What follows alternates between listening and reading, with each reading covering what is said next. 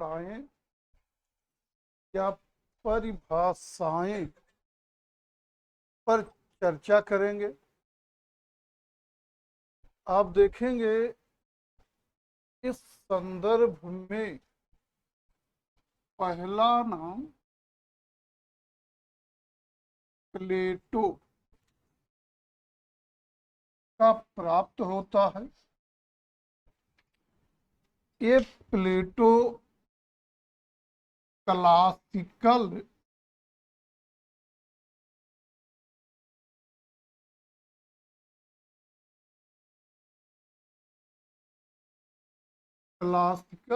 Period का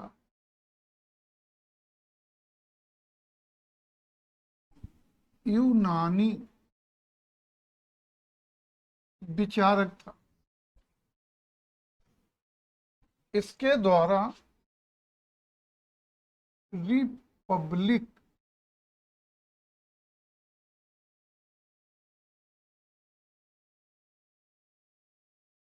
और symposium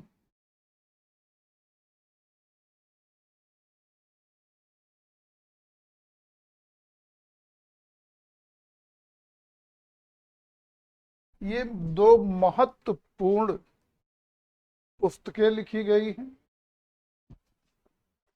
और इसी ने काव्य को कला मानते हुए सौंदर्य को कला मानकर कला को परिभाषित करने का प्रथम प्रयास किया और इसने बताया कि कला प्रकृति की अनुकृति है। कला प्रकृति की अनुकृति है।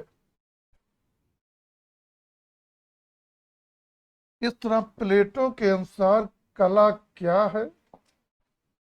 प्रकृति की अनुकृति। प्रकृति क्या है? ये ईश्वर की रचना है। मतलब प्रकृति को ईश्वर ने बनाया है। तो इसका मतलब जो प्रकृति है ये ईश्वर की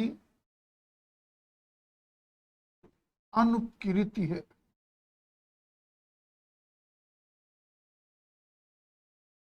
ईश्वर की अनुकृति है। इसलिए प्लेटो की परिभाषा को दूसरे रूप में इस प्रकार भी कह सकते हैं कि कला ईश्वर की अनुकृति की अनुकृति है। आगे देखेंगे जिस तरह से ईश्वर सत्य है ठीक उसी तरह ईश्वर की रचना प्रकृति भी सत्य है और प्रकृति भी सत्य है। तो इस तरह से हम कह सकते हैं प्लेटो की परिभाषा को दूसरे ढंग से कि कला सत्य की अनुकृति है।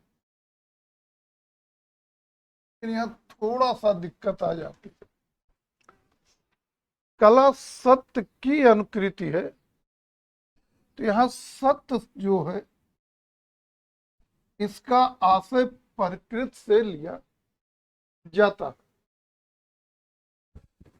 ईश्वर का भी आशय कभी कभी प्रकृति से ले लेते हैं या सॉरी ईश्वर का भी आशय सत्य से ले लिया जाता है। और तब अगर ईश्वर को सत्य ले लेंगे तो परिभाषा दिक्कत करेगी। अब यहाँ पे ईश्वर को जो लेंगे, प्रकृत को सत्य कहेंगे तो ईश्वर को परम सत्य या सार्वभौम सत्य के रूप में लिया जाए। और अब चाहे हम कहे कला प्रकृति की अनुकृति है, या कहे कला ईश्वर या परम सत्य या सार्वभौम सत्य की अनुकृति है, या कहे कला सत्य की अनुकृति है। ये प्लेटो द्वारा दी गई कला की परिभाषाएं हैं। क्वेश्चन जो बनेंगे, 2-3 क्वेश्चन बहुत अच्छे बनेंगे। एक तो जनरल क्वेश्चन ये आपसे पूछ सकता है कि प्लेटो किस देश का नागरिक था। प्लेटो किस देश का नागरिक था। यूनान। पूछने के भी पूछ सकता है, जनरली यही पूछेगा किस देश था यूनान। प्लेटो यूनान के में किस काल का दार्शनिक था, क्लासिकल पीरियड या स्वर्ण काल का। बहरहाल ये चीज नहीं पूछेगा, आपसे ही पूछेगा प्लेटो किस देश का निवासी या विचारक था। यूनान। दूसरे ये पूछेगा कि जो पुस्तकें हैं, दोनों पूछ सकता है ये किसकी रचना है, लेकिन रिपब्लिक इसमें ज्यादा महत्वपूर्ण है। और रिपब्लिक से एक और क्वेश्चन बनेगा कि रिपब्लिक में अनुकरण के लिए मूल यूनानी शब्द मिमेसिस प्रयोग किया गया है।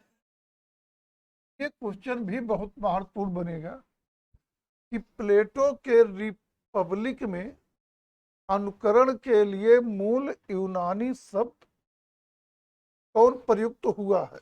मिमेसिस। अगला, प्लेटो काव्य को कला मानता है कि नहीं मानता। प्लेटो ने इसे कला का प्राण माना है। सौंदर्य। प्लेटो के अनुसार कला है, अब जिस ढंग से परिभाषा दिया गया, चाहे प्रकृति की अनुकृत, ईश्वर की अनुकृत।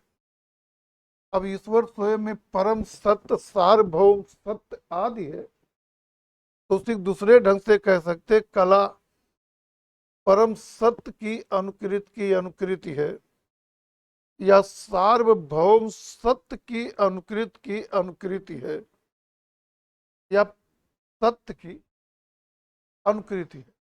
या ये परिभाषा दे देंगे और पूछ लेंगे ये किसका मानना है। प्लेटो।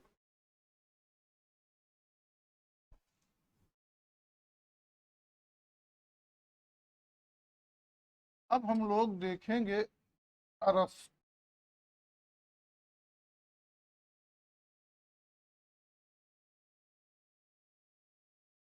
अरस्तु को भी देखेंगे। जो अरस्तु है ये भी क्लासिकल पीरियड का यूनानी दार्शनिक है, और ये प्लेटो का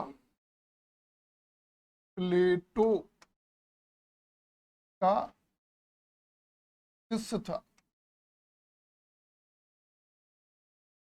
और प्लेटो का शिष्य होने के साथ साथ अरस्तु महान विजेता सिकंदर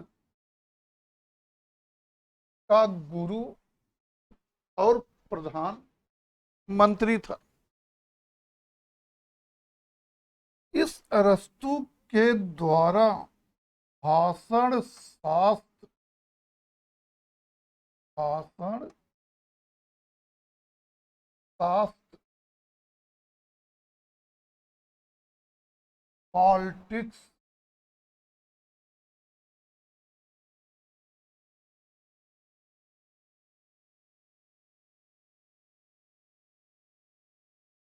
जैसे ग्रंथों की रचना की गई और इसने कला में अनुकरण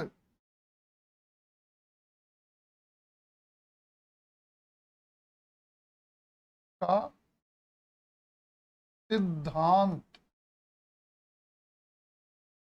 अनुकरण का सिद्धांत थ्योरी ऑफ इमिटेशन और विरेचन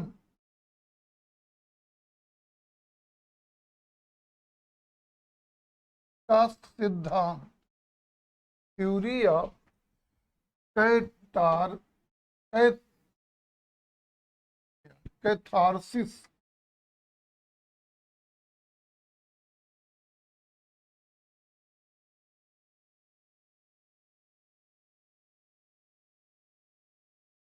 theory of imitation theory of catharsis का सिद्धांत दिया है। आगे देखेंगे जो अरस्तु है ये प्लेटो का शिष्य है और अगर शिष्य योग्य है तो हमेशा गुरु से आगे रहेगा। कारण कि शिष्य भविष्य होता है, गुरु अतीत है। और झूठ मूठ का ऐसे कल्पना भले की जाए, कभी भी अतीत भविष्य को नहीं पा सकता, कभी भी नहीं पा सकता। हमारे कहने का मतलब एक मान्यता श्रेष्ठता जो भी दी जाए, राम वगैरह हम लोगों से ज्यादा बुद्धिमान योग्य जानकार हो ही नहीं सकते। कारण को हजारों वर्ष पहले है, बहुत सीमित ज्ञान था और हम लोग लेटेस्ट हैं, इस समय बहुत सारा ज्ञान है। तो हमेशा वर्तमान और आगे भविष्य जो है वो, ये कहिए भविष्य जो है वो अतीत से अग्रणी होता है। अभी जैसे राम वगैरह पूछ लिया जाए व्हाट इज कंप्यूटर, ये बोल जाते।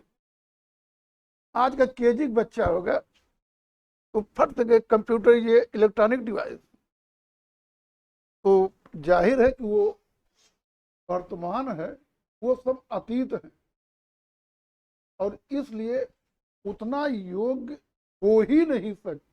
वो अलग है कि एक परंपरा प्रथा के अनुसार हम अपने अतीत को महत्व देते हैं, लेकिन रियल में वो हो नहीं सकते। तो उसी तरह से यहां भी देखेंगे कि जो प्लेटो है उसने कहा कि जो कला वो प्रकृति की अनुकृति है। और प्रकृति क्या है? ईश्वर की रचना है। मतलब ईश्वर ने जो भी कुछ बनाया है वही प्रकृति है। काफी समय पहले जब मानव में बुद्धिमत्ता अपेक्षाकृत कम थी, खोजें आज कम हुई थी, यानी विकास में थोड़ा हम पीछे थे, तब तक की धारणा यही थी कि सब कुछ भगवान ने बनाया। पहले धारणा यही थी ना, वो तो जैसे जैसे बुद्धि बढ़ती जाएगी वैसे वैसे भगवान के कार्य क्षेत्र छिपते चले जा रहे। रियलिटी यही है। जैसे पहले क्या था, एक चेचक होता था गांव में, बड़ा वाला, और जब होता था संक्रामक रोग था, खूब होता था, कितने मर जाते थे, बड़ा वाला होता था, कितने की आंखें चली जाती थी, नहीं तो गाल ओल लगता था, छैनी हथौड़ी से कूट दिया गया है। तो ये होता था, माता जी का प्रकोप है, माता जी रुठ गई हैं। पूरे गांव की महिलाएं सुबह नहा धो के पानी चढ़ाना, ताम झाम फूल चढ़ाना करती थी। अब लोगों की जानकारी ज्ञान वहां तक पहुंचा, पता लगा कि एक रोग था, और अब सरकार दावा करती है कि बड़ी माता माने बड़ी वाली चेचक के बारे में जो जानकारी देगा उसे पुरस्कृत किया जाएगा। तो अगर वो प्रलय, वो प्रकोप माता जी का प्रकोप था, तो कहा माता जी मर गई कि भारत से भाग गई, अब तो नहीं दिखती। भाई सरकार का ये दावा करना, जो उसकी सूचना देगा उसे पुरस्कृत किया जाए, तो दो ही चीज, या तो वो वाली माता जी मर गई या भारत छोड़कर भाग गई। तो कुल मिला के जब तक अज्ञानता है तभी तक भगवान है, और जिस दिन बुद्धिमत्ता पूर्णता पर पहुंचेगी उस दिन कोई भगवान वगैरह का अस्तित्व तो रह ही नहीं जाएगा। तो उसी तरह से पहले की धारणा यही थी, सब भगवान ने बनाया, मतलब सब कुछ प्रकृति है। तो प्लेटो ने इसीलिए कह दिया कि कला प्रकृति की अनुकृति है, मतलब जितना भगवान ने बनाया है वही देख के उसके जैसा दूसरा बना दीजिए, वही कला है। लेकिन आगे जब लोगों की विचार शक्ति ज्ञान और बढ़ा, तो वो देख रहे हैं कि ये तो झूठ मूठ की कहावत है, सब भगवान ने बनाया। सृष्टि में ऐसा बहुत कुछ है जो भगवान ने नहीं बनाया है। अब उस समय तो जबरदस्तू है, तब ये सोच पाना तो बहुत बड़ी विद्वता थी। ये चीज कंसेप्ट दिमाग में आए कि ईश्वर की बनाई चीजों के अतिरिक्त भी हैं। लेकिन आज तो ये सब जनरल बात है कि जो भी कुछ आप यहाँ देख रहे हैं, चाहे ये बोर्ड हो, चाहे पंखा हो, चाहे कैमरा हो, कंप्यूटर हो, लैपटॉप हो, पेन हो, इनमें से एको भगवान ने नहीं बनाया। लेकिन इनको भी देखकर इनके जैसा आप बना दीजिए तो उसे भी आपकी कला का, मतलब ये कहना कला प्रकृति की अनुकृति। अब ये कला की आंशिक परिभाषा ही रह गई, पूर्ण नहीं। कारण आप ये फैन देखे, इसी के जैसा बना दिए, वो भी कला है। ये प्लेटो की परिभाषा में नहीं आ रहा। और तब अरस्तु कहेगा कि कला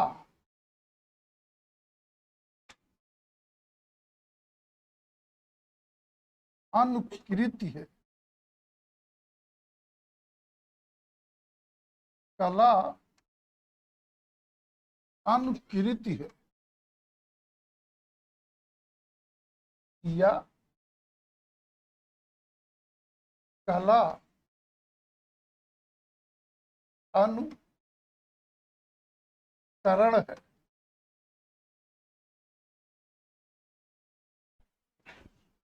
कला अनुकरण है, ये नहीं कह रहा किसका अनुकरण, बस कला अनुकृत है या कला अनुकरण है। मतलब कुछ भी देखकर उसकी नकल तैयार कर दीजिए या उसके जैसा दूसरा बना दीजिए, वही कला, वही जो है कला। अब कोई टेंशन नहीं है, चाहे भगवान की बनाई चीजें हो, चाहे बिना बनाई चीजें हो, जो भी हो देख करके उसी के जैसा दूसरा बना दीजिए, वही कला। तो जाहिर है कि अब जो है कला की परिभाषा पूर्ण। अब आगे हम लोग देखेंगे क्रोचे। क्रोचे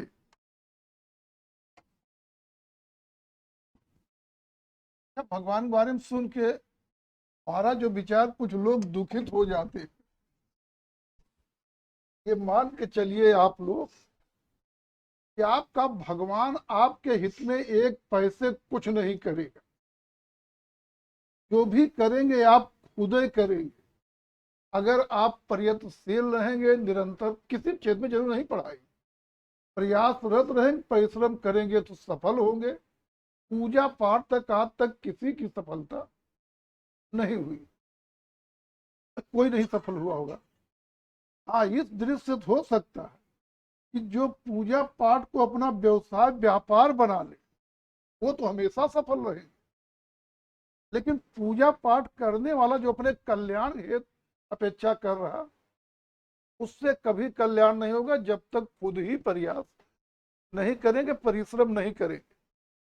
अभी जैसे ये लोग चर्चा कर रही प्रियंका, ये कि घर का प्रेशर बन रहा है, परीक्षा कब होगी, क्या होगा, कब नौकरी मिलेगी, काहे का प्रेशर।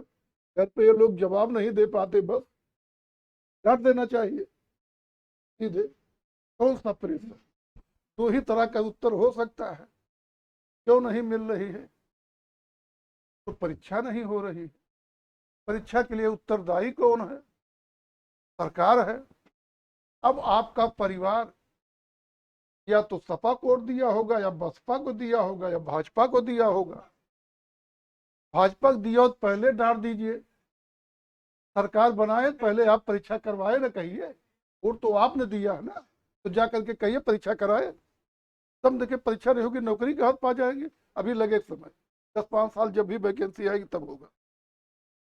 सपक दिए हों तो भी हड़काइए। तो हम क्या करें?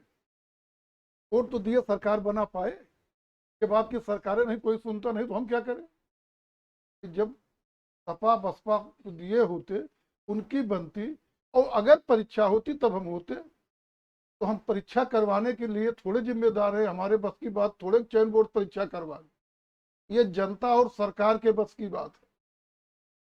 तो जिस जनता ने वोट दिया वो प्रेशर दे, और जब सरकार प्रेशर भी चयन बोर्ड को संचालित करेगी, 1-2 बार परीक्षा हो तब ना हो, तब हमसे सवाल पूछिए। परीक्षा नहीं हो तो कहां से उत्तर देने के लिए उत्तरदायी? क्या करेंगे आप बोलिए? टेंशन ले लीजिए, हो सकता है कभी आत्महत्या कर लीजिए। चयन बोर्ड की परीक्षा नहीं होगी, टीजीटी कैसे क्वालिफाई हो जाए? सोचिए, चाहे जितना ये होगा हो, क्या कर लेंगे? इतने ज्यादा कर सकते हैं, अंतिम में टेंशन लेके रस्सी उस्सी बांध के एक दिन लटक जाएगी, अगले दिन हम लोग पेपर में पढ़ लेंगे। क्या कर सकते हैं? तो वो हमारी आपकी गलती थोड़े है, वो है हमारे लोगों की गलती। और जिन्होंने भाजपा की सरकार बनाई, और भाजपा नौकरी देना नहीं चाहती, वो तो क्या कहते हैं उस पे, जो हम देशों से काम चलाती है, अंदेशक बनने की कोशिश करिए, फट से मिल जाएगी 10,000 12,000 नौकरी, कोई टेंशन नहीं। तो जो सरकार हमने गठित किया, वो जो चीज करने नहीं चाहती, वो पाना तो कठिन काम है ही है, मुश्किल। कहाँ मिले? तो ये सब स्टूडेंट का जो है, उसकी अपनी गलती नहीं है। ये हमारे देशवासियों की, हमारे लोगों, हमारे जैसे सोच लोगों रखने वालों की गलती। वो भी गलती नहीं कही जाएगी, धारणा गलत है। जैसे हमने जिसके पक्ष में, मान लीजिए भाजपा के पक्ष में वोट दिया, भाजपा सरकारी नौकरियों के एंटी है, तो फिर जिसको हमने सत्ता सौंपा वो सरकारी नौकरी का एंटी है, उसके नेतृत्व में हम नौकरी की अपेक्षा क्यों करें? तो खुशहाल रहेगा आदमी। भाई जिस विचारधारा का चयन करेंगे उसके अनुसार चलेगा तो वो खुशहाल रहेगा। उसके एंटी चलेगा तो परेशान हमेशा रहेगा। वो चाहे जो सरकार चयन करेगी, अगर जो आपने चयन किया उसके जो विचार है वही अपना ली, आप हमेशा खुश रहेंगे। लेकिन उससे एंटी विचार चलेंगे तो आपको झेलना ही पड़ेगा, उसे कोई नहीं रोक सकता। अब ये है कि अपना कर्म करिए, उम्मीद की जाती है कि परीक्षा होगी, और कि जून जुलाई अंदाज नहीं, एको नहीं हो। परीक्षा लास्ट तक हो। अभी जून में कुछ नहीं होगा, मई में कुछ नहीं होगा, जुलाई में ये डेट घोषित करेंगे। और पहले टीजीटी फीजीटी नहीं होगी, पहले टेट या और परीक्षाएं होंगी, उसके बाद इसकी बारी आएगी। मतलब उधर सितंबर अक्टूबर के पहले अपेक्षा नहीं कर सकते, नहीं होगा। नहीं, आप लोग भी रहेंगे, देखिएगा, कतई नहीं होगा। कारण कि अभी ये लोग जुलाई में जब सब कुछ हो जाए, सरकार वरकार का ताम झाम खत्म, तब बैठक करेंगे, दो चार बैठक में निर्णय लेंगे। सैद्धांतिक काम भाजपा में बहुत बेहतर होता, और तब एक कैलेंडर बनाएंगे, बना दे, उस पर चले तो उससे अच्छी व्यवस्था कोई नहीं। हमने कहा सैद्धांतिक बहुत अच्छा होता, उस पर चले तो बहुत अच्छा है। साल भर का कैलेंडर बनाएंगे, इस महीने में ये परीक्षा लेंगे, इस महीने में ये लेंगे, इस महीने में ये लेंगे। फिर कैलेंडर जारी होने के बाद डेटें आएंगी, तब आपकी परीक्षा की डेट क्लियर होगी। तो ये चीजें जुलाई के पहले संभव नहीं है।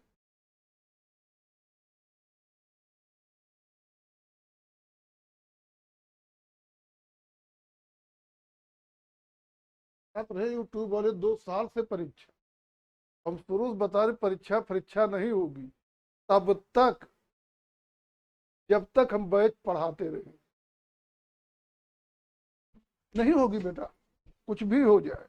अब ये बैच हमने शुरू किया है, तो जब ये खत्म होगा उसके बाद, हाँ, जिस दिन हम वो बैच शुरू कर देंगे, कि जो जिस दिन हम अगला बैच शुरू करेंगे, कि जो परीक्षा बेस पे नहीं शुरू करेंगे, इस बेस पे शुरू करेंगे। कि कोर्स कब खत्म होगा ये हम नहीं जानते, आपको पढ़ना है तो इस ढंग से शर्त पे पढ़ते रहिए, साल 1.5 साल में कंप्लीट हो, तब उसके बाद डेट उठाएगी। अभी ये बैच आराम से खत्म होगा तब पर क्या बेटा, वो तो हम बराबर शुरू कर दें। 1.5-2 साल पहले लोग के सर परीक्षा हो जाएगी, कैसे कोर्स कंप्लीट होगा। आप लोग शुरू पढ़ना शुरू की होंगी तब भी यही प्रेशर रहा हो, और हमको लगता 2 साल आपको पढ़ते हो, लगभग 1.5 साल 2 साल तो हो ही गया। बस परीक्षा डेट हो रही, परीक्षा हो रही है, हम पहले कह टेंशन मत लिए, पढ़ते रहे, परीक्षा होने। जब कुछ चयन बोर्ड है नहीं, उसका अस्तित्व नहीं, तो वैसे यूट्यूब वाले चिल्लाने से हम परीक्षा हो जाती है। पहले व्यवस्था बननी चाहिए ना।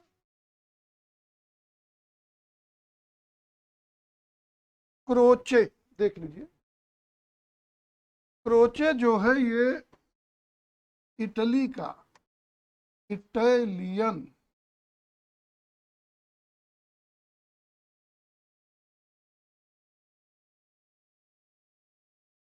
विचारक था, इटालियन विचारक था। और क्रोचे जो है, इसने कला में theory of intuition, theory of intuition या सहज ज्ञान का सिद्धांत, थ्योरी ऑफ इंट्यूशन या सहज ज्ञान का सिद्धांत दिया है। और इसने माना है कि कला अभिव्यक्ति है, कला अभिव्यक्ति है। क्रोचे का ये कहना कि कला अभिव्यक्ति है, इसका मतलब है कला बाह्य प्रभाव की अभिव्यक्ति है। मतलब बाह्य जगत में जो भी कुछ हम देखते हैं,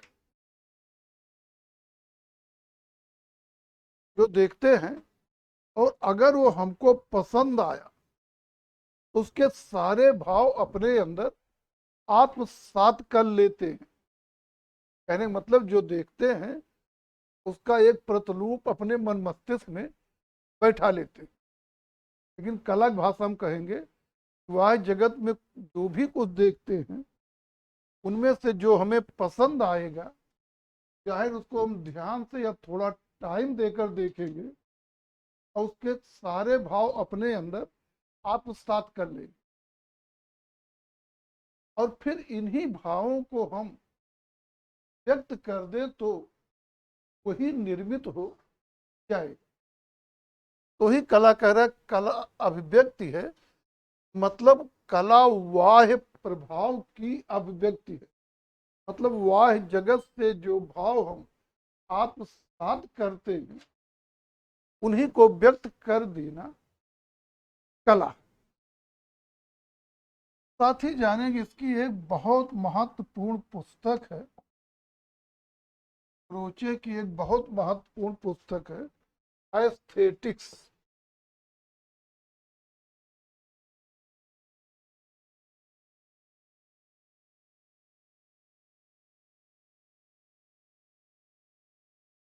लेकिन यहाँ पे 1902 जरूर लिखिएगा। वास्तव में एस्थेटिक मूल रूप में बाम गार्टन की है, और उसने 1750 में लिखा है। बाम गार्टन, वो आगे पढ़ेंगे। सेम नाम से ये भी लिख रहा है, ये 1902 में लिख रहा है। अब ये तीनों दार्शनिक परीक्षा की दृष्टि से बहुत महत्वपूर्ण है। प्लेटो बायोस हमने बता दिया कहाँ से क्वेश्चन बनेंगे। अरस्तु में ये तो जनरल चीजें हैं, यूनान का था, ये बनता किसका शिष्य था, ये पूछा जाता है। प्लेटो का शिष्य था, ये कभी कलम पूछा जा सकता है। और किसका गुरु था या प्रधानमंत्री था, शायद कभी पूछे। इन पुस्तकों में ये वाली पुस्तक कला में पूछी जाए। भाषण शास्त्र या डायलॉग्स किसकी पुस्तक है। पॉलिटिक्स कला में पूछी नहीं जाती, फिर भी पुस्तक के रूप में जानते हैं, वो भी इसकी रचना है। ये दो, ये चीज और ये दोनों महत्वपूर्ण है। अनुकरण का सिद्धांत किसने दिया है, या अनुकरण के सिद्धांत का किससे संबंध है। अरस्तु से।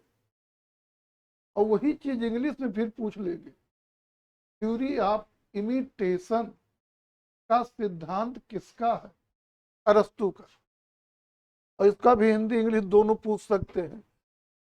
कला में विरेचन का सिद्धांत या थ्योरी ऑफ कैथारसिस किसने दी है। अरस्तु ने। बाकी इसके बारे में कहाँ का था, महत्वपूर्ण है, इटली का। किसका मानना है, हमने लिखा है, यहाँ लिखा नहीं, बोला क्यों। तो इटली का था। दूसरे ये जानिए किसने कला में थ्योरी ऑफ इंट्यूशन का सिद्धांत दिया है। वही चीज हिंदी में जानते हैं, कभी अंग्रेजी में पूछे कभी हिंदी में। किसने कला में सहज ज्ञान का सिद्धांत दिया है, या ऐसे कह सकते हैं किसका मानना कला सहज ज्ञान। ये चीजें भी खूब आएगी, ये परिभाषा भी खूब आती है। किसका मानना कला अभिव्यक्ति है या कला बाह्य प्रभाव की अभिव्यक्ति है। ये भी कभी कभार आए, कभी कभार आ जाएगा कि एस्थेटिक्स 1902 लगा रहे साथ में। किसने लिखा? क्रोचे। और अगर 1902 ना लगा हो, केवल यही पूछे एस्थेटिक्स किसकी रचना है, बामगार्टन क्रोचे दोनों विकल्प में हो तो बामगार्टन सही करे। दो में से एक ही नाम हो तो फिर कोई टेंशन ही नहीं, जो होगा उसी को सही मान लिया जाएगा।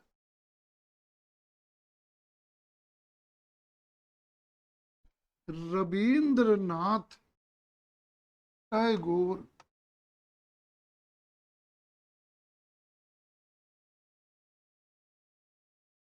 टैगोर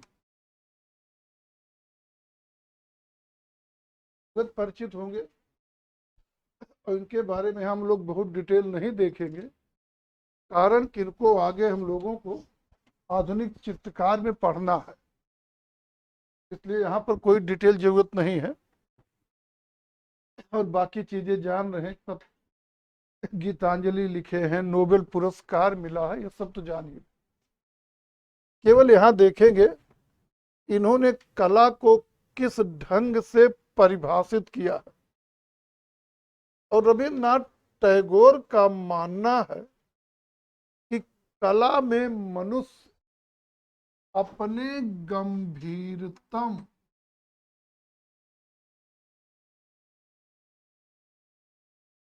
अंतर को अभिव्यक्त करता है।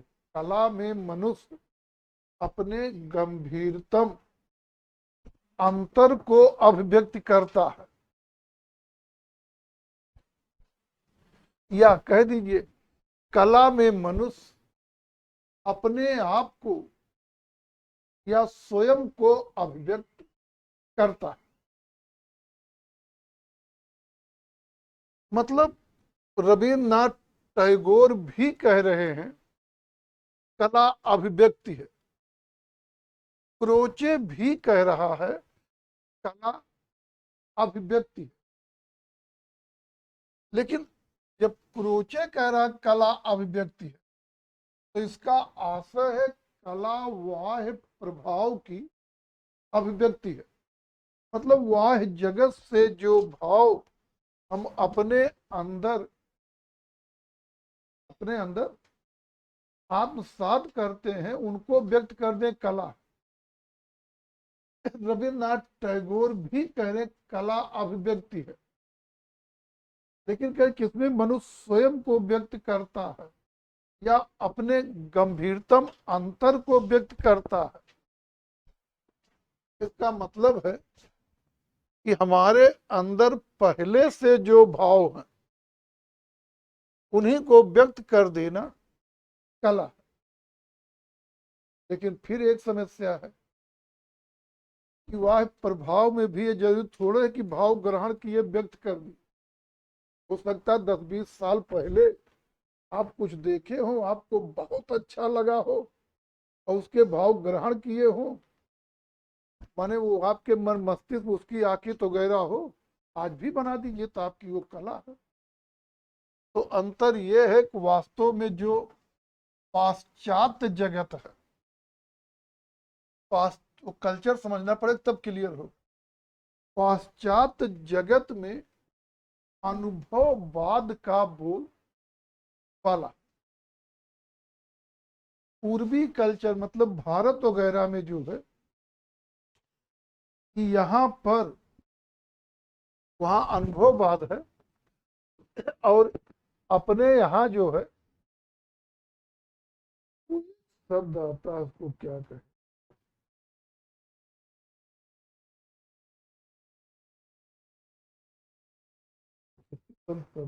चलिए सहज ज्ञान बात करिए, उससे चल जाएगा। सहज ज्ञानवाद का बोलबाला अंतर क्या है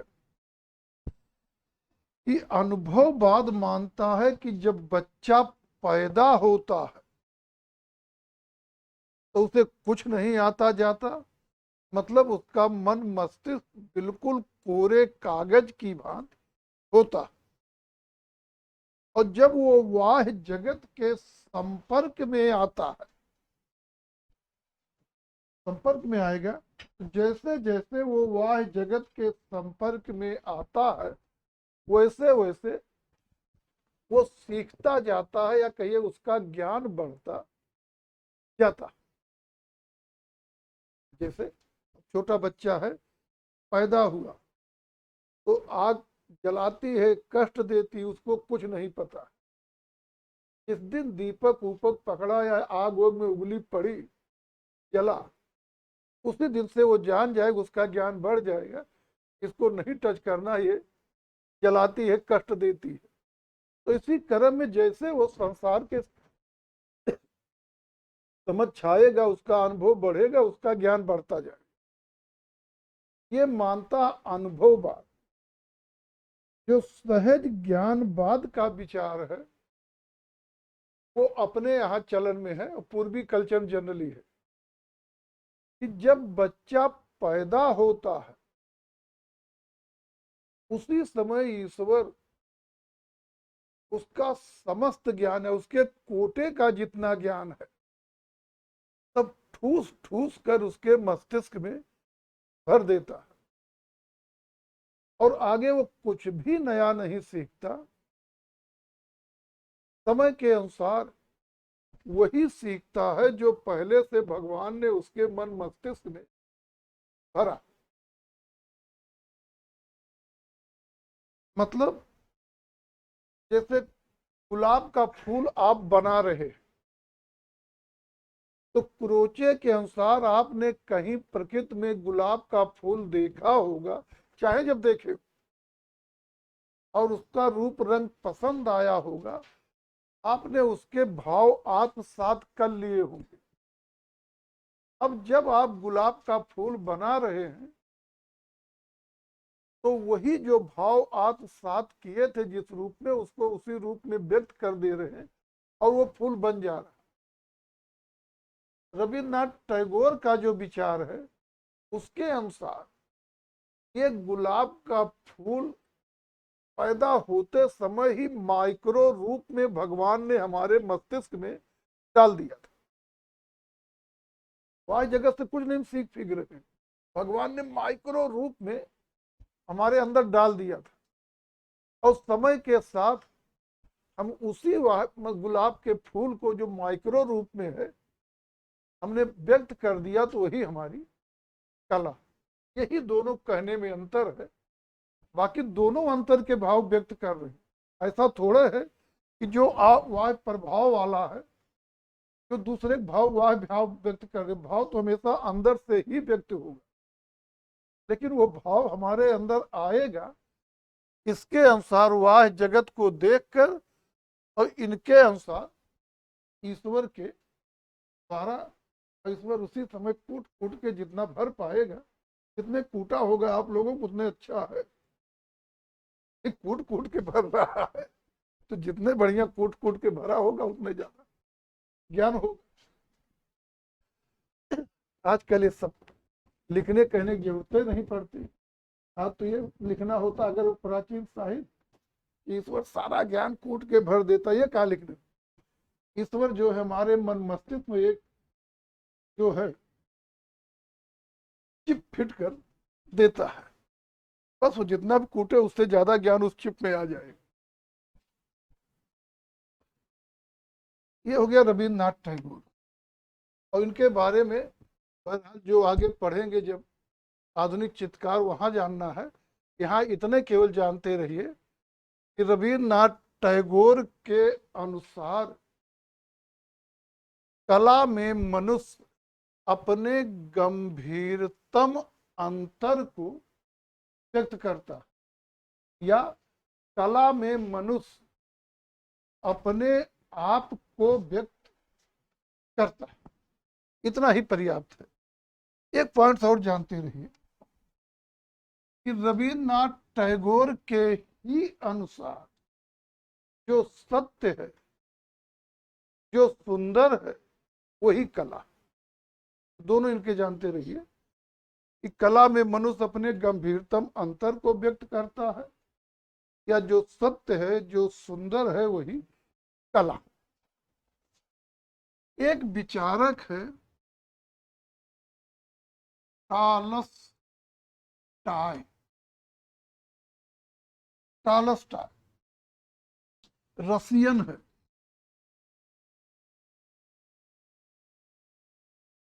मतलब रूस का रहने वाला था, और इसकी बहुत चर्चित पुस्तक है what is art. What is art, ये इसकी बहुत चर्चित पुस्तक है। और इसने कला में थ्योरी ऑफ कम्युनिकेशन,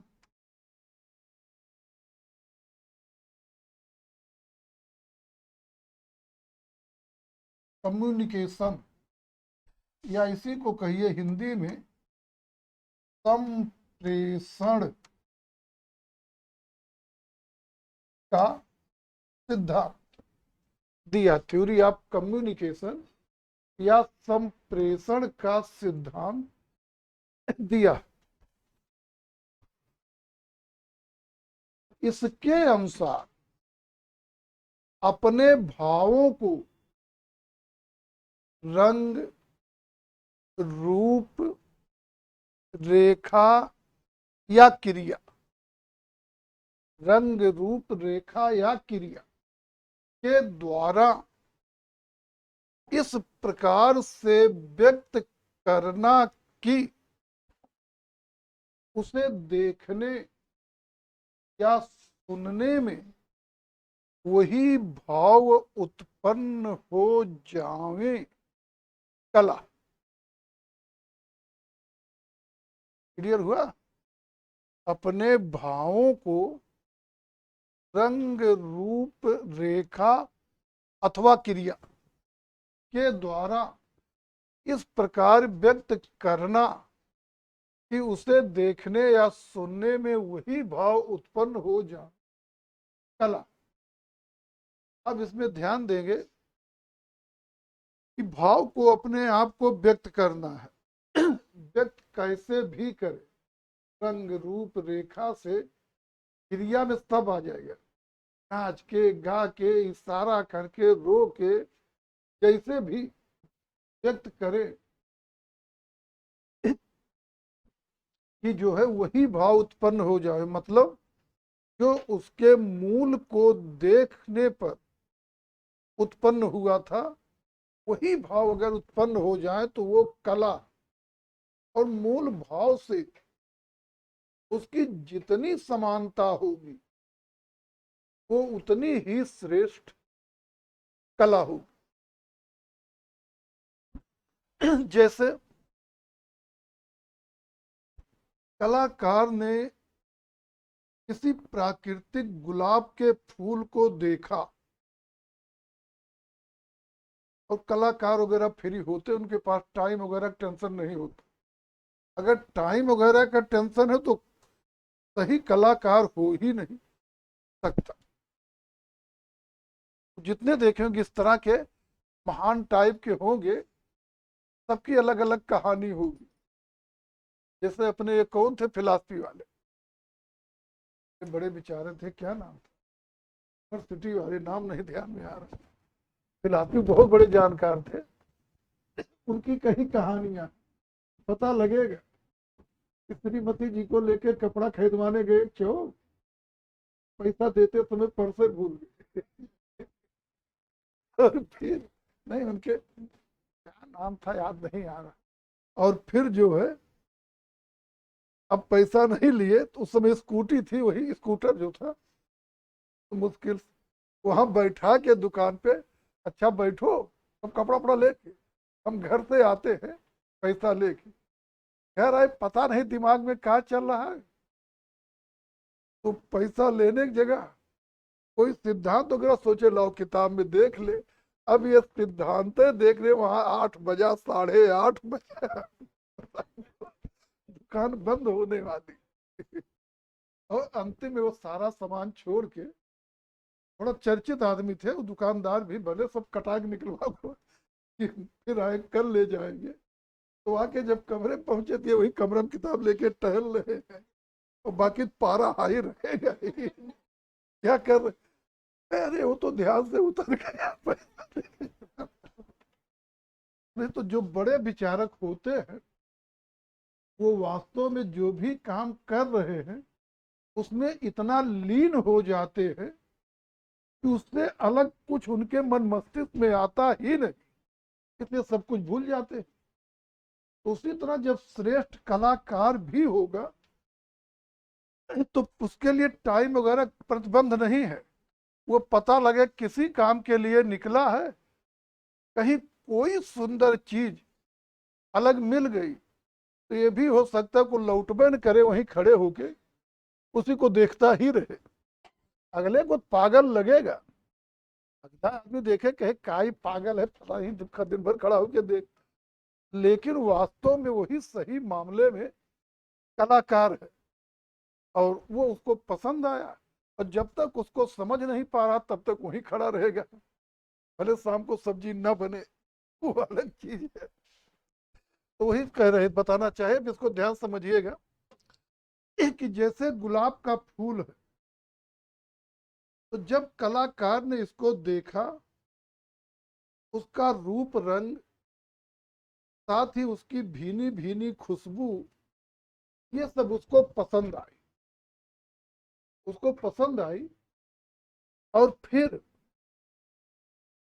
जो है उसने उसको जो है चित्त में परिवर्तित कर दिया, मतलब सेम टू सेम उसी रूप में बना दिया। अब जो कलाकार ने जो फूल बनाया है, माने जो चित्र बनाया है,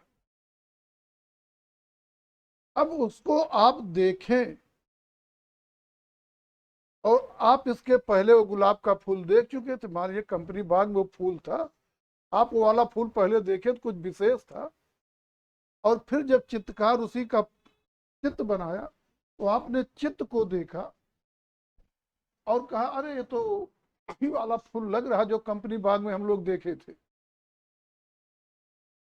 तो ठीक ठाक है कला, लेकिन श्रेष्ठ कला तब है वो कि जब आप उसको देखेंगे और देखने में उसका रूप रंग ही नहीं सेम लगेगा, आपको वही महक भी महसूस होने लगेगी जो महक कलाकार ने चित्र को देखते समय महसूस किया था। तभी वो श्रेष्ठ कला की श्रेणी में आए।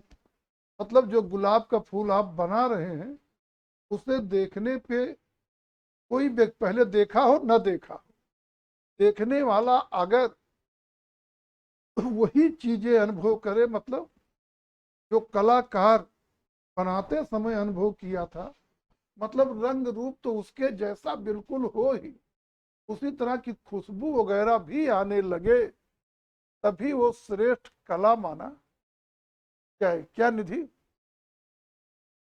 समझ में नहीं आ रहा? वही श्रेष्ठ कला है। इसे मान लीजिए कि यहाँ ना समझ में आ रहा हो कि अब तो शहर वहर रात भर जागते रहते, पहला इलाहाबाद सोता है, तो पहले लोग 9-10 बजे और सो जाते थे। मान लीजिए कि लड़कों का एक ग्रुप फिल्म देखने गया, फिल्म लगी है शोले, और वहां से फिल्म देख के नाइट शो 9 से 12 वाला देख के लौट रहे, सब लोग सो रहे हैं, कोई बुढ़ा उढ़ा अपने कमरे में सोते हुए जग रहा है, और शोले देख के आ रहे हैं, तो रास्ते में अपना रात में रोड पूरा खाली, कोई है नहीं, डायलॉग मार रहे हैं एक एक। अगर वो बुढ़ा वही कमरे में रह के ये कह रहा है कि लगता है ये ससुरे शोले पिक्चर देख के आ रहे हैं, सब वही है जो शोले देख के आ रहे हैं।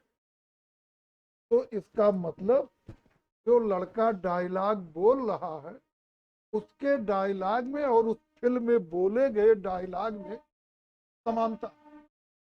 इसीलिए बुढ़ा बिना देखे बिस्तर पे लेटे लेटे ही बता दे रहा कि सारे ससुरे जो है पिक्चर देख के शोले पिक्चर देख के आ रहे।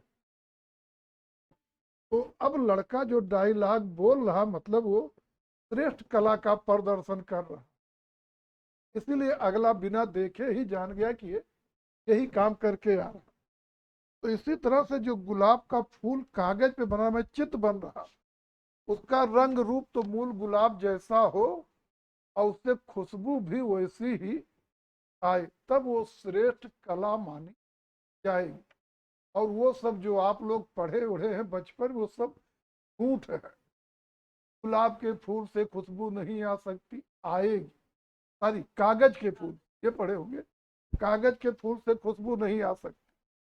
सब आती है, बेहतर आती है, वैसे ही आती है जैसे मूल गुलाब से आती है। बस उसको समझने और महसूस करने वाला होना चाहिए। ये सब चीजें गलत है। और यही नहीं, अब लोगों को फिर आड़ लगेगा, रियल में भारत में कितने आदर्श वाक्य कहे गए, हमको सब झूठ लगते। कितने भी, यही नहीं, जो आदर्श टाइप के वाक्य हमको तो लगता सब बकवास के। जैसे कि संतोषम परम सुख, इससे बड़ा बकवास कुछ हो सकता है? अगर यही परम सुख है तो आप लोग बहुत पढ़ लिए। लिखना पढ़ना तो जान गए, चिट्ठी उट्ठी लिख लेते हैं, क्या पढ़ के जान देना, संतोष करना चाहिए। इतना पढ़ लिए, स्नातक तक पढ़ लिए, क्या पढ़ के जान देना, संतोष करना चाहिए। अब कल्पना करिए वहीं आप संतोष कर ले तो आपका विकास वहीं सत्यानाश।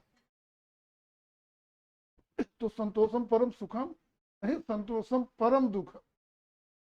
जिसने संतोष कर लिया जीवन में, उसका पतन वहीं से शुरू, वो विकास कर ही नहीं सकता।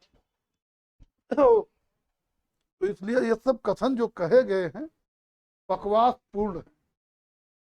ये आम नागरिक के लिए नहीं, अगर ये सब है तो केवल साधु संतों के लिए, साधु संतों के लिए, इसलिए उनको कुछ मिलने वाला ही नहीं है। वहां चले गए, वहां तो यही होगा, किसी साधु के पास आप गए और कह रहे हैं, किसी साधु के पास गए और कह रहे हैं कि जो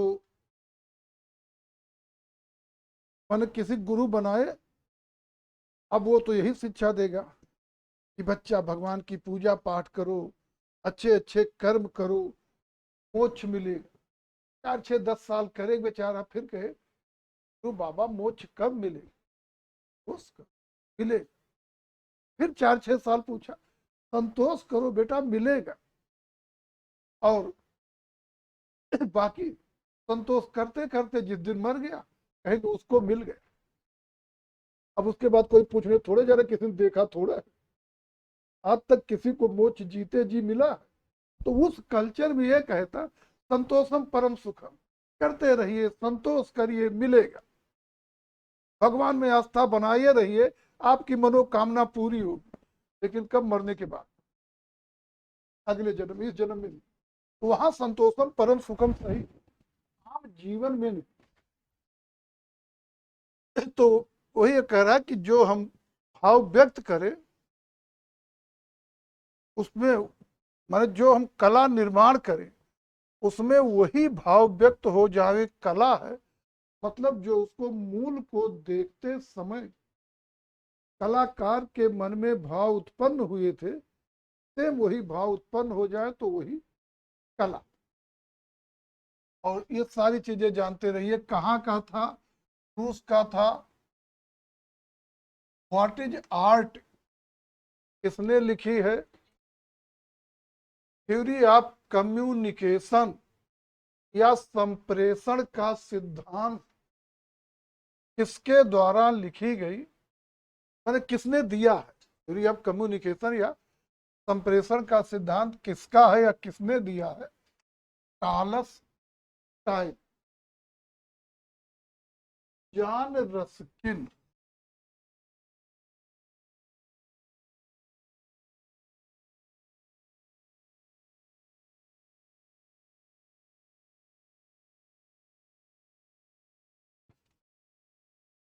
जॉन रस्किन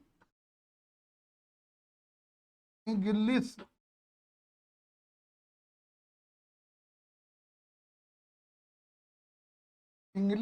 कला समीक्षक था।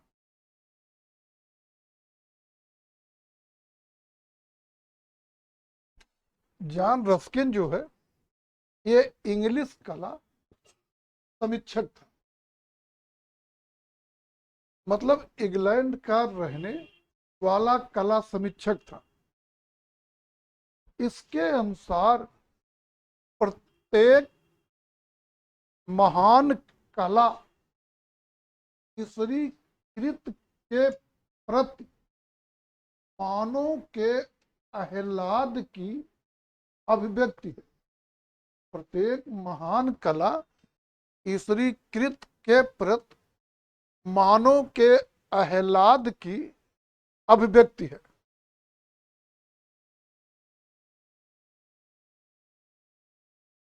आह्लादित होने का मतलब हुआ खूब खुश होना, यानी भाव विभोर हो जाना, अपनी भाषा में कहे लट्टू हो जाना।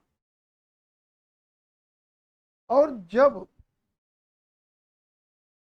क्या कह रहे हैं, ईश्वरीकृत के प्रति मानव के आह्लाद की अभिव्यक्ति है। अब ईश्वर की कोई कृत, कोई रचना, मतलब वही मान लीजिए प्राकृतिक गुलाबे, चाहे उदाहरण ले लीजिए, उसको देखे और आप भाव विभोर हो गए। भाव विभोर हो गए मतलब उसको देख करके खूब खुश हुए, आपको बहुत पसंद आया। और जाहिर है जब वो बहुत पसंद आएगा तो आराम से अब आप वहीं बैठ जाएंगे या खड़े ही उसको तब तक देखते रहेंगे जब तक वो हर दृष्टि से, माने पूरी तरह आपकी समझ में नहीं आ जाए। और समझ में आने का मतलब ये नहीं बस देख ले, इसका मतलब वो सेम टू सेम आपके मन मस्तिष्क में बैठ गया, उसकी प्रतिलिपि बैठ गई और उसी को व्यक्त कर दी, ये कला है।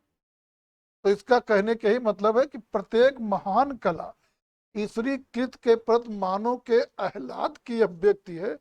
मतलब कोई चीज देखने पर जब हम आह्लादित होते हैं तो उसके समस्त भावों को आत्मसात कर लेते हैं। उन भावों को सेम उसी रूप में व्यक्त कर देना ही कला। एक है हिगल,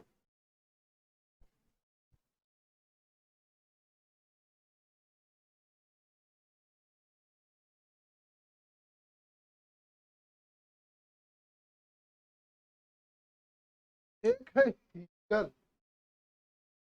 जर्मन विचारक था। एक हीगल है और हीगल जो है जर्मन विचारक था। इसने कला में उदात्त का सिद्धांत दिया।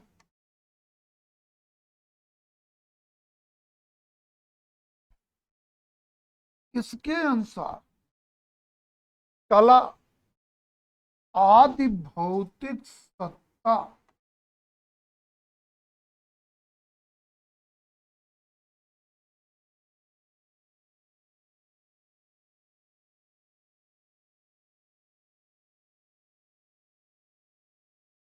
को व्यक्त करने का माध्यम है। कला आदि भौतिक सत्ता को व्यक्त करने का माध्यम है। अब इसका आशय क्या, मतलब ये कहना क्या चाह रहा है, देख लीजिए। कला आदि भौतिक सत्ता को व्यक्त करने का माध्यम है। ये यही कहना कह रहा है। आदि भौतिक सत्ता है क्या? परम तत्व अर्थात ईश्वर। आदि भौतिक सत्ता नाम या शब्द जो है ये परम तत्व अर्थात ईश्वर के लिए प्रयोग किया जाता है। मतलब ये कह रहा है कि कला ईश्वर को सिद्ध करने का माध्यम है, मतलब ईश्वर के अस्तित्व को सिद्ध करने का माध्यम। अब कैसे है? इस रूप में बता रहा है कि जैसे हमने कोई कलाकृत बनाई और बहुत अच्छी बनाई, बिल्कुल सेम टू सेम, मतलब ऐसी कलाकृत जैसे लोग देखते हैं और देखते ही बोल पड़ते हैं कि सब कुछ तो बता दिया है, बस केवल जान डालना शेष रह गया। तो वही आशा है कि जब आप कोई कलाकृत अच्छी से अच्छी बनाएंगे और प्राण नहीं डाल पाएंगे, तब अंत में आदि भौतिक सत्ता अर्थात ईश्वर पर विचार करेंगे कि कृतियों में प्राण ईश्वर ही डाल सकता है। और इस तरह से आप ईश्वर के अस्तित्व को स्वीकार करें। और हीगल वही कह रहा है, कला आदि भौतिक सत्ता को व्यक्त करने का माध्यम है। मतलब कला के द्वारा हम ईश्वर के अस्तित्व को स्वीकार करते। एक है फरायड।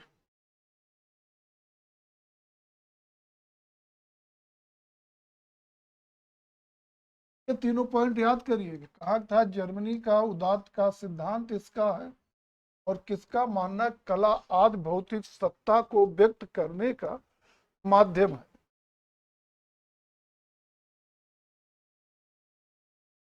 उदात्त का मतलब जो है,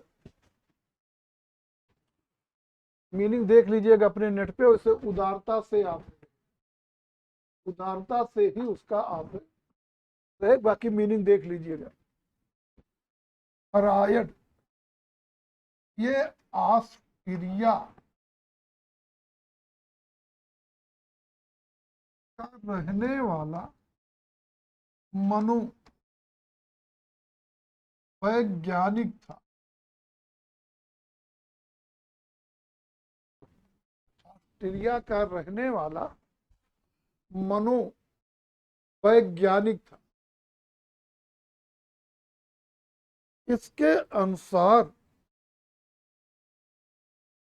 ऑस्ट्रिया का रहने वाला मनोवैज्ञानिक है और इसके अनुसार दमित भावनाओं दमित दमित भावनाओं का उभरा हुआ रूप ही कला। दमित भावनाओं का उभरा रूप कला है। मतलब जो भाव या विचार हमारे अंदर दबे हैं, उसका उभरा रूप माने उसे व्यक्त कर देना कला। अब हमारे अंदर जो भाव दबे हैं, जो भाव हैं, वो नैतिक अनैतिक कुछ भी हो सकते, नैतिक अनैतिक कुछ भी हो सकते हैं। और देखेंगे आगे चलकर फ्रांस में एक कवि हुआ था आंद्रे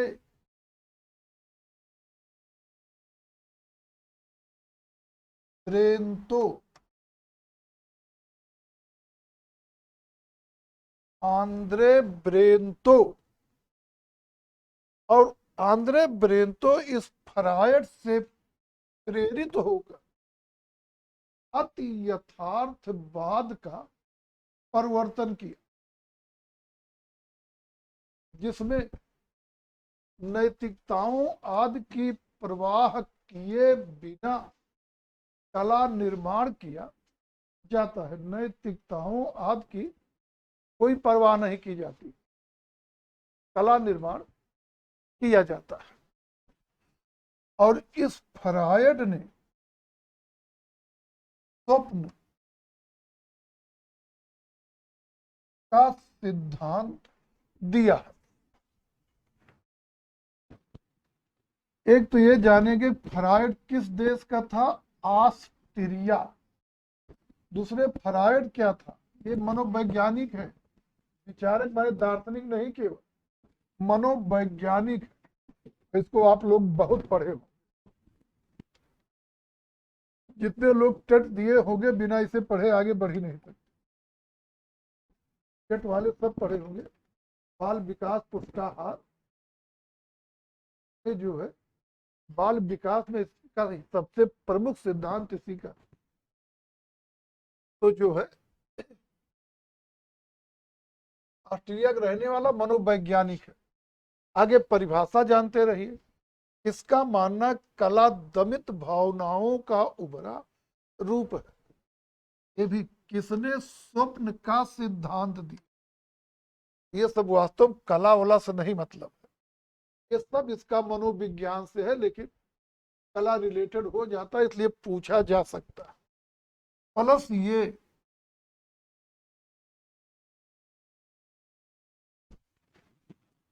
आंद्रे ब्रेंतो ने इस पूर्वकालीन विचारक से प्रेरित होकर अति यथार्थवाद का परिवर्तन किया। वही है फ्रायड। जयशंकर प्रसाद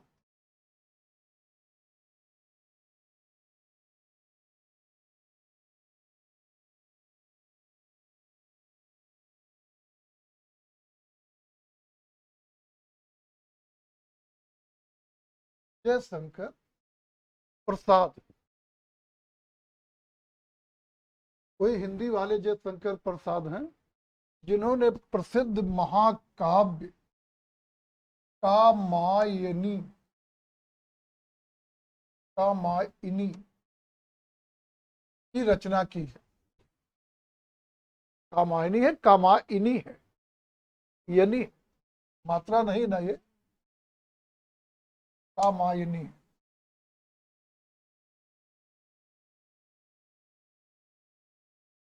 प्रसिद्ध महाकाव्य कामायनी लिखा है। ये बहुत महत्वपूर्ण पुस्तक केवल पूछी जाएगी।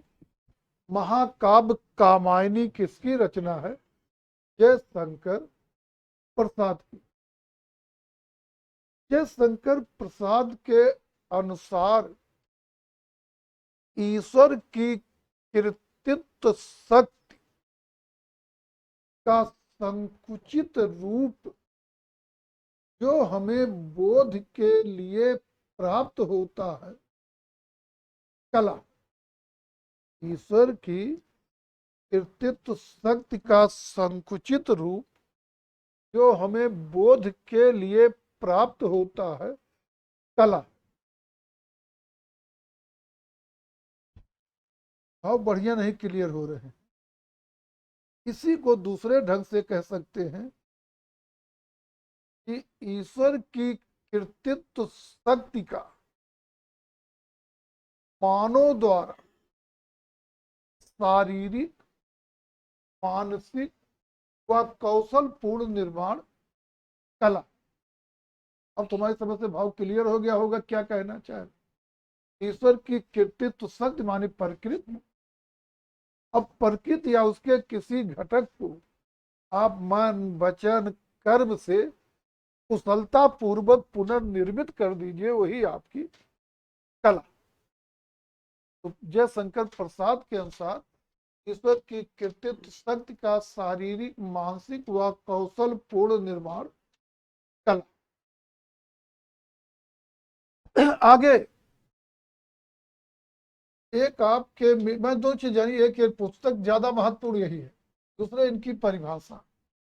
एक है श्याम सुंदर दास,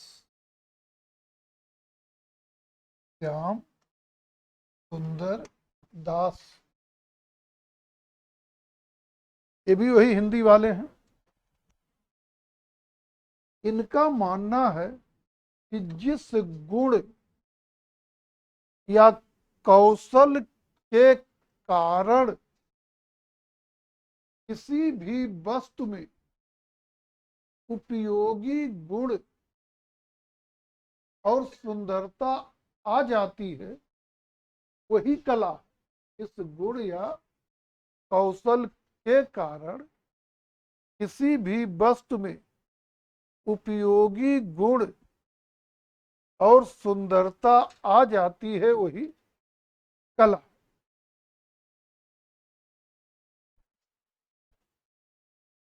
जैसे उदाहरण से समझिए, कुंभकार जो होता है, कुंभकार या किसी भी कलाकार, सब पे लागू वही होगा। जैसे कोई कुंभकार है तो तालाब से मिट्टी लाके, मिट्टी का ढेर लाके दरवाजे पे रख लिया, और जब तक वो मिट्टी का ढेर है वो ना तो कोई उपयोगी है, ना ही देखने में सुंदर लग रहा। लेकिन जब उसी मिट्टी को कुंभकार घड़े में परिवर्तित कर दिया, तो दोनों चीजें लागू हो गई। एक तो घड़ा पानी अनाज आदि रखने के उपयोग में आएगा, दूसरे देखने में भी सुंदर लगने लगेगा। और उस कुंभकार की वही क्वालिटी, उसका वही गुण, जिसकी वजह से मिट्टी को घड़े का रूप मिला, उसी को कुंभकार की कला कहा जाएगा। कारण वो गुण उसी में, हमारे आप में नहीं है।